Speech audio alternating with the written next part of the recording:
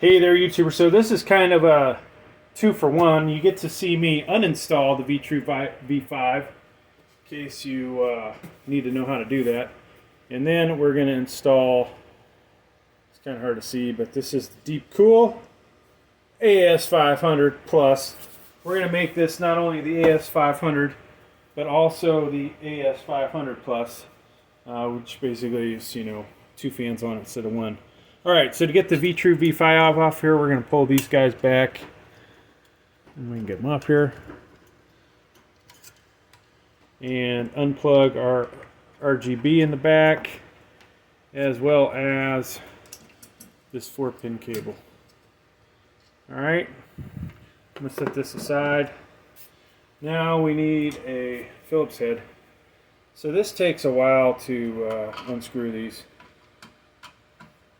Just want to loosen these up a little bit and go around. And this is pretty good CPU cooler. It's not really meant for the i9 12900 though. What is it good for? I would say the i5 12400. It would work with the i7 12700F if you don't adjust the power limits too much. That's where the issue falls with some of these single 120s. The TDP for this is 150, so it's might not be enough for the i7 12700 when you increase power limits.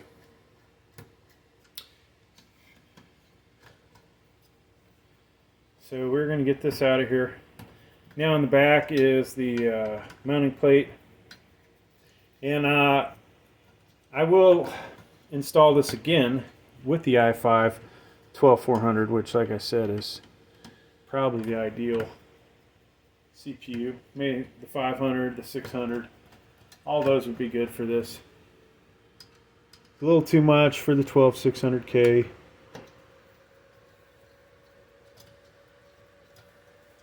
Alright, can we get this off? Nope, not yet. Not yet, folks.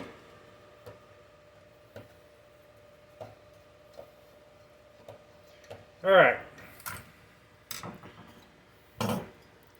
So, I'm going to lift this up.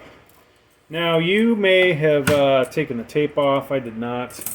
I don't know when that will go on its final motherboard. I'm going to pause, clean that up, as well as the CPU cooler.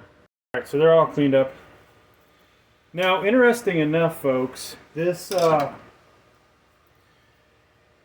CPU cooler, why I'm taking it off of the i9 12900 is because it thermal throttles when you do benchmarks.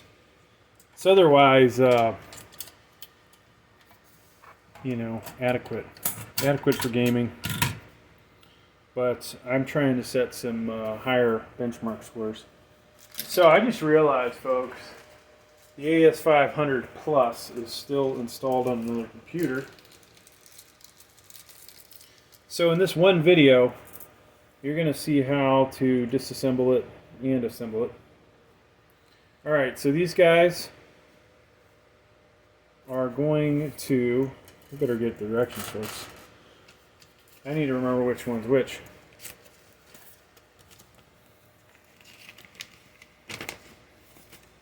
Alright, so you want the one that has one threaded end sticking up, okay? So this is like a spacer,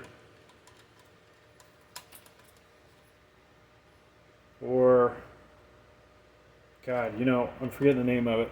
Every case has these in standoff. Yeah, these are like standoffs, folks.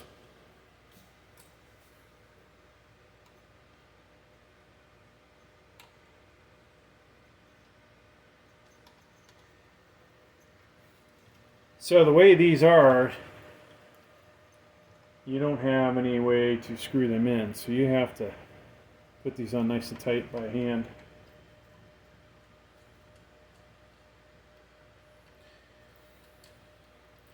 Now this is I will say,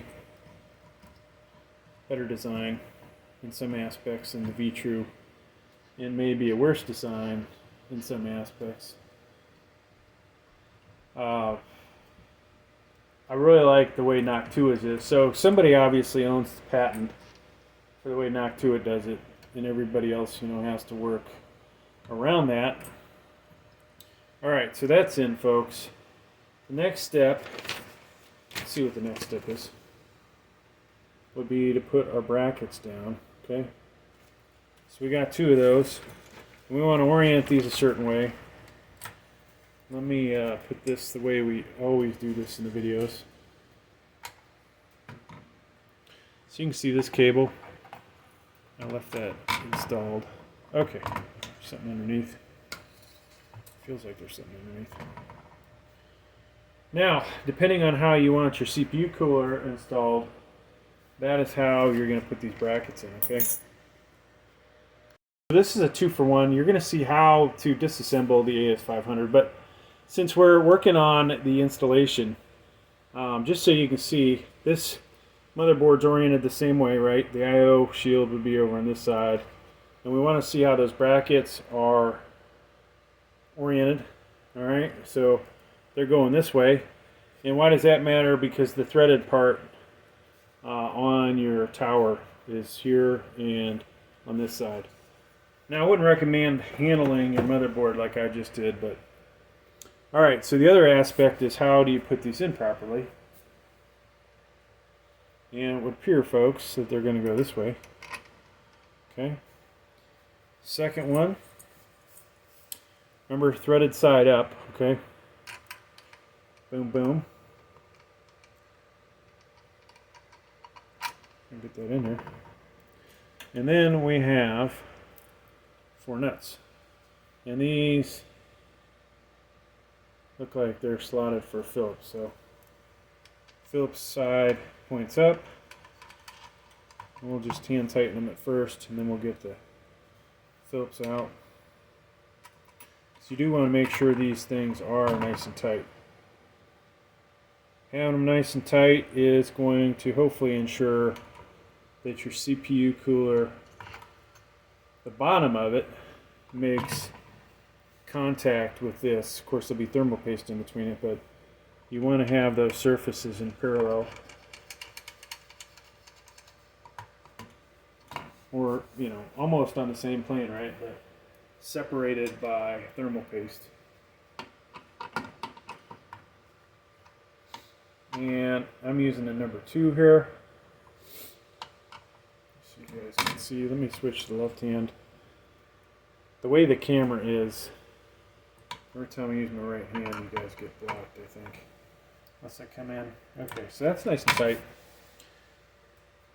Now, next step would be to put some thermal paste on here, folks. And I'm going to use this Arctic MX4.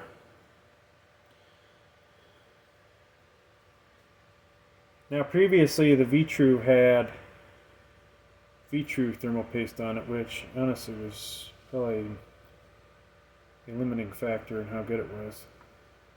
I'm just going to put 5 little dots down. And actually it's a little, I don't have a lot on there. So as long as you don't go overboard, you could put a lot of dots down, basically. All right, so this guy's ready. Let's move it out of the way, then we will uninstall. So in this video, you're seeing a partial installation, then a uninstall, right? So you got to take the fans off first. All right. And these clips, you're just going to basically pull them down and out. Or I guess from your orientation, we're going this direction, okay? Pulling, boom. Now, we want to go ahead and disconnect the 4-pin connectors, both of them. And then, one thing I don't like about this is this cable's black. We've got all this white stuff. So if you white it out, your motherboard, right? White RAM, white motherboard, you have this cable that's black. It's kind of hokey, but that's the ARGB, okay? So we've disassembled that and put that over to the side. And now when you're doing the first installation, folks, which this video is not going to show you, but you do have to connect this black cable to the addressable RGB cable right there, okay? And once again, fan clip. Rotate so you see the other one. Different angle. And I'm trying to keep these so the clips stay in. Nothing worse than losing your clips. When we install it back in, we'll talk about the direction of the fans and stuff, because that's pretty important. Alright, now I'm going to loosen this a little bit. Oops. So I'm going to do it left-handed again, even though I'm right-handed. Just a few turns, and we're going to switch to the other side. Hopefully these camera angles are working for you guys.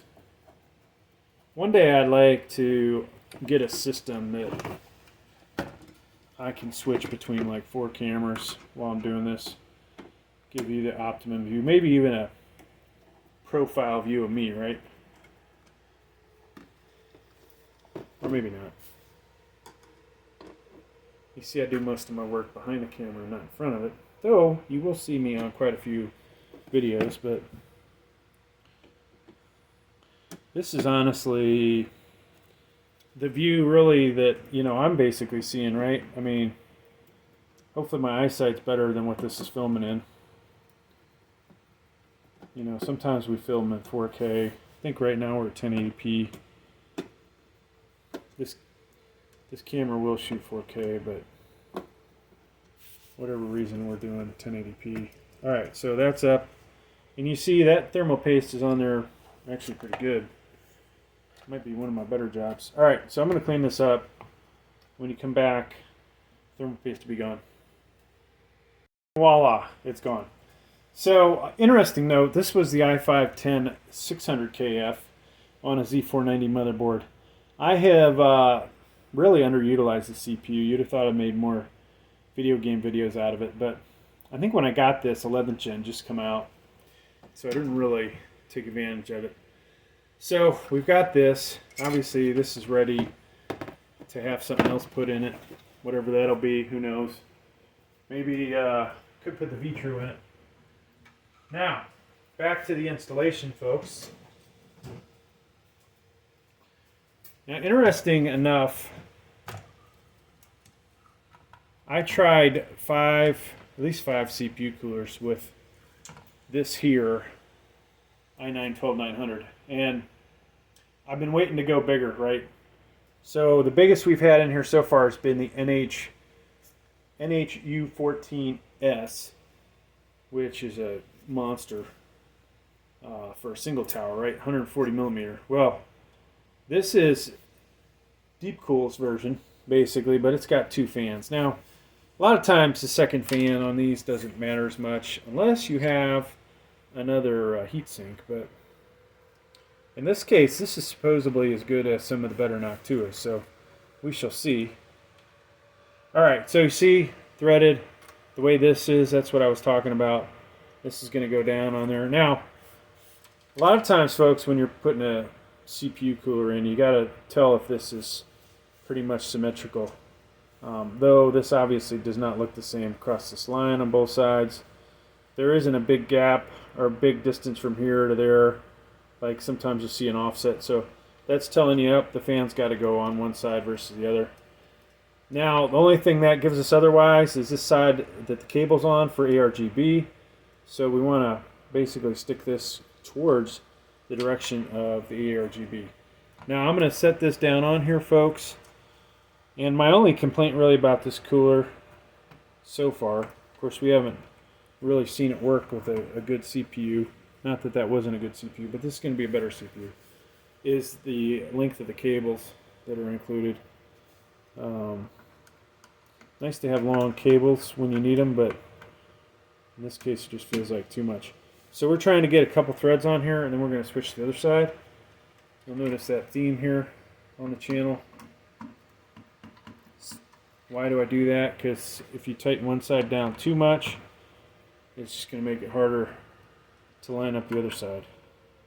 In this case, though, that may not be a true statement with this CPU cooler, because it actually doesn't look like it moved at all when I started tightening it. Some of these will pretty much go to one side. So what we hope here, folks, is the tolerances are right. You know, not a whole lot involved in this design. Almost makes you wonder why these companies didn't have LGA 1700 up and ready to go right away. I don't honestly think that Intel shares their stuff with these guys soon enough.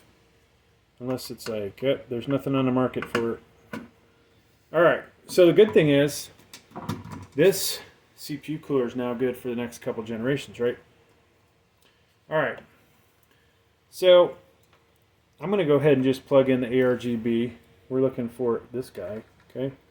And it's going to be one of these. This guy that's missing a pin right here. We want to be careful putting this in. You can bend the you-know-what out of these. Let's see if I can get a better angle for you guys. Maybe I'll try and come in this way. You want to come in perpendicular to the motherboard, and you do not want to bend stuff. So I'm going to try and go straight down, and it's not going in. What a surprise. Once again, looking at that. Sometimes these things slide in nice and easy. I may have bent this one previously. So, there we go. It's in. Alright. Now, folks, the fan blades. Which way do they go? Okay. So, this is your intake side, okay?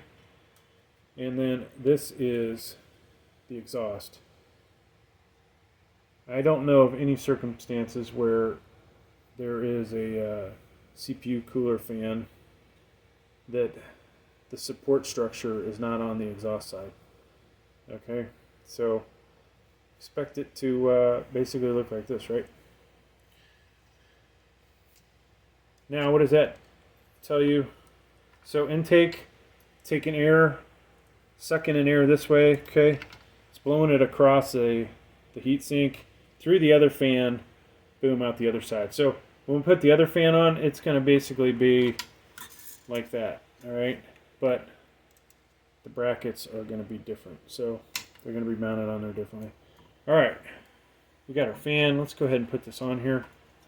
This is where I always wish I had a third hand sometimes. And we want to sit this thing, honestly, as low as you can get away with it, okay? Because personally, in my opinion, you want to get the cool air down there as low as you can to the bottom of this thing. If you ever run a temperature probe on these things, it's always hottest down here, going up. Not necessarily from this angle, but over the pipes. All right, so we can do this one at a time. One thing, you know, you'll have to do later is clean up all these cables. And, you know, how you do that is up to you. So, does this motherboard have two? Yes. So this has a CPU fan and CPU optional. I want the main one to go to that. You know we're going to cross wires, right? Don't cross the streams. So this shows you really how important it's going to be to do something with these wires, right? You don't want to just pack this in here all disgusting like that, right? These eventually are going to work their way free and end up in your fan blade. So figure out a way to avoid that. Alright. Now, let's put our last fan blade on and wrap this video up. I was going to do another benchmark video, folks, with this i9. Because every one of my CPU coolers that I've tried with this i9 12900 with power limit set to unlimited has thermal limit throttled, so I haven't got the best benchmark score in Cinematch that I could. Alright, one more cable. Same thing here, folks. You're going to have to do something with this cable. And these can only go in one way, so this thing, the tab, is on the outside, so this has to go in, boom, like so. This is where I should wear my glasses, but I'm not. And boom, that's in. Alright, so like I said, make sure you clean those wires up. That's going to do it, folks. Ideally, you know, if you buy this, buy a white motherboard, white case, whatever. It'll look a lot cooler than what I've got going on. Thanks for checking out the video. Check out below. I hopefully will put in links to some other videos, some gaming, so you can see the temperatures. And eventually, folks, I will compare this to some Noctuas. Maybe we'll throw the NH-U14S in there, since it's similar. We will definitely throw in the big Noctuas, right? The Noctua 140mm single tower with one fan, then a single tower with dual fans. We will do dual tower single fan, dual tower dual fans, right? There's models for most of those except for the single tower with two fans. And that, the NH-U14S with two fans would be the nearest thing you could compare it to. Thanks for checking out the video. Please like, please subscribe. Thank you.